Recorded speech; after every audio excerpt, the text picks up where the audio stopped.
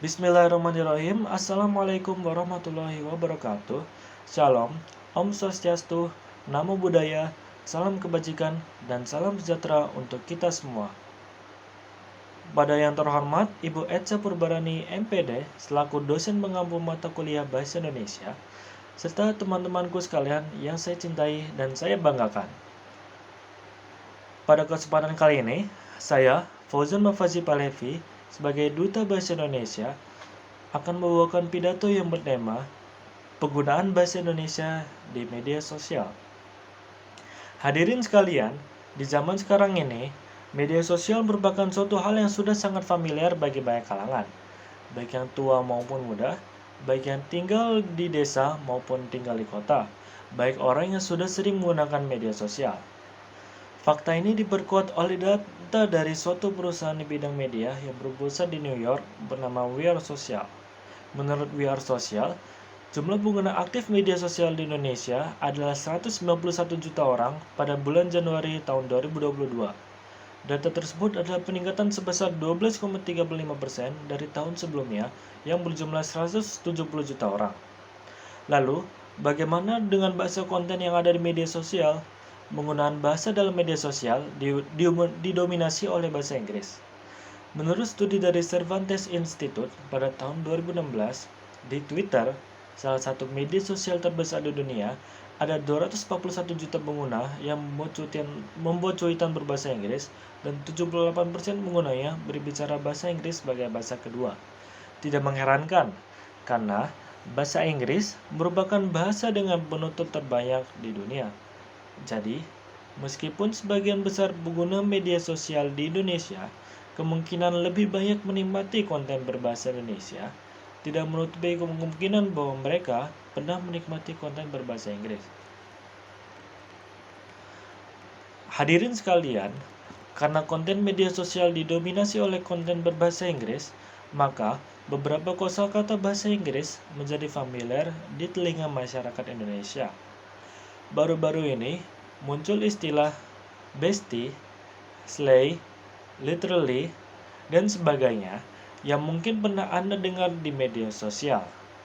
Fenomena ini membuat pengguna media sosial, khususnya anak muda yang mendominasi media sosial, menyelipkan beberapa kata bahasa Inggris ke dalam kalimat bahasa Indonesia. Beberapa kata tersebut mungkin sulit diterjemahkan ke dalam bahasa Indonesia. Namun, dari observasi saya pribadi, banyak pengguna media sosialnya menggunakan kata bahasa Inggris padahal sudah ada terjemahannya di dalam bahasa Indonesia. Misalnya, mental health yang dapat diterjemahkan menjadi kesehatan mental atau anxiety yang dapat diterjemahkan menjadi kecemasan. Selain dari bahasa asing, pengguna media sosial terbiasa mengikat kata-kata yang ada dalam bahasa Indonesia. Contohnya, yang menjadi YG, maksud menjadi MKSD, bukan menjadi BKN, dan sikatan-sikatan lainnya. Selain itu, slang atau bahasa gaul juga lumrah dipakai. Misalnya, sokin, ekspresi untuk mengajak lawan bicara datang ke suatu tempat. Sabi yang diambil dari kata bisa, dan juga rokum yang artinya rumah. Sebenarnya, penggunaan bahasa tidak baku dalam media sosial bukanlah sesuatu yang salah, karena dalam berbahasa, yang terpenting adalah pendengar dapat mengerti apa yang pembicara maksud. Sosial media pun bukan pengecualian. Pengguna media sosial mengikat kata, menggunakan sisipan bahasa Inggris, menggunakan bahasa gaul di internet, supaya pengguna lainnya dapat memahami apa yang dibicarakan. Hal yang menjadi permasalahan ialah jika masyarakat Indonesia terlalu sering menggunakan bahasa informal, sehingga melupakan bentuk bahasa formal, yaitu bahasa Indonesia yang baik dan benar. Hadirin sekalian, terdapat dampak positif dan dampak negatif dari fenomena ini. Dampak positif dari fenomena itu yaitu masyarakat Indonesia dapat bersosialisasi dengan akrab dengan masyarakat luar negeri. Dengan menguasai bahasa gaul yang sama, masyarakat Indonesia dapat mengenalkan budaya bangsa ke luar negeri dengan bahasa yang tidak terlalu kaku. Perekonomian bangsa pun mendapat manfaat positif dari hal ini. Dengan banyaknya masyarakat Indonesia yang menguasai bahasa asing, khususnya bahasa Inggris, proses ekspor dan impor dapat berjalan lebih mudah. Hal ini akan menggerakkan perekonomian negara. Sementara itu, dampak negatif dari fenomena ini adalah masyarakat Indonesia perlahan-lahan melupakan bentuk bahasa Indonesia yang baik dan benar. Semakin lama hal ini terjadi, maka keunikan bahasa Indonesia akan semakin terkikis dihancurkan oleh perkembangan zaman. Hal ini berdampak pada bidang pendidikan, yaitu anak-anak dan remaja tidak mampu berbahasa Indonesia dengan baik. Padahal merekalah yang akan meneruskan bangsa kita, termasuk identitas bangsa kita, yaitu bahasa Indonesia. Lalu kemudian zaman sekarang, kebaikan bangsa tidak lagi berperang dengan senjata, melainkan dengan pengaruh sosial dan pengaruh budaya. Dengan terkikisnya bahasa Indonesia, bangsa lain akan dengan mudah menguasai budaya-budaya luhur Indonesia. Hal ini dapat membuat budaya bangsa diambil oleh bangsa luar. Lalu, apa yang dapat dilakukan untuk mengurangi dampak negatif dari fenomena ini?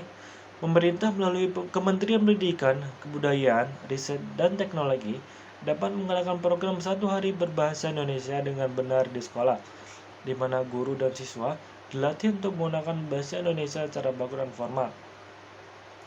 Jika kegiatan tersebut tidak memungkinkan, adakan seminar mengenai bahasa Indonesia yang baik dan benar pada setiap sekolah di Indonesia.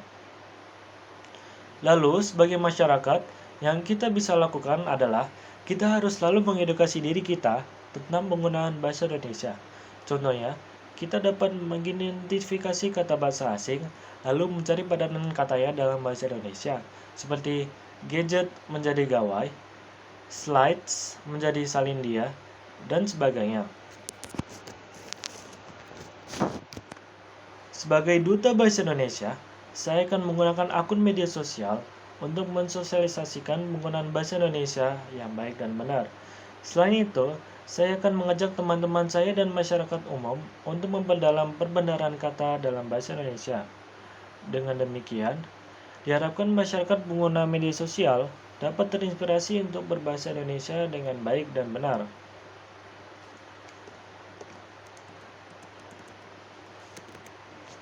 Demikian pidato tentang penggunaan bahasa Indonesia dalam media sosial yang saya bawakan.